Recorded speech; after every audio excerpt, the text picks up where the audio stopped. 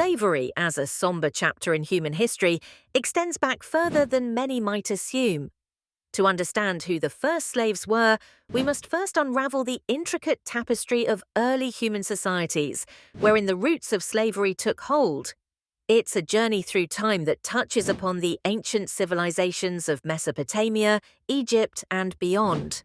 Slavery's inception is intertwined with the emergence of agriculture about 12,000 years ago. As human societies transitioned from nomadic lifestyles to settled communities, the demand for labor increased, setting the stage for the subjugation of individuals.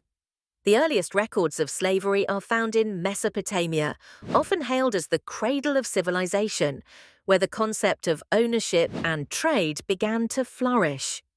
In ancient Mesopotamia, slavery was first documented around 3500 BCE. However, these slaves were not acquired through large-scale conquests, but rather through economic means. Debts, for instance, could force individuals into servitude, making them the property of another until their obligations were met.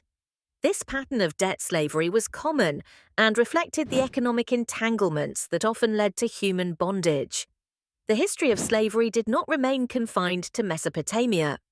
Across the sands of time, Egypt, too, saw the rise of slavery as a societal norm.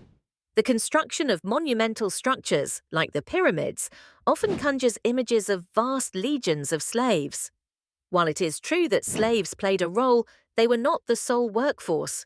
Instead, many were paid laborers, supplementing the labor demands of the ancient state. Slavery in Egypt, though documented, was more complex and intermixed with other forms of labor and servitude. Contrary to popular belief, the first slaves were not necessarily prisoners of war, a notion more prevalent in later societies. Indigenous people, captured through raids or sold through trade, became a part of this early network of slavery, establishing the notion that people could be commodities. This practice transcended different cultures, embedding itself into the fabric of numerous civilizations. As human societies expanded, the nature of slavery evolved. The ancient Greeks and Romans institutionalized it, using warfare as a primary source of new slaves. However, we must remember this was not the genesis of slavery. By then, slavery was already a deeply ingrained institution across continents.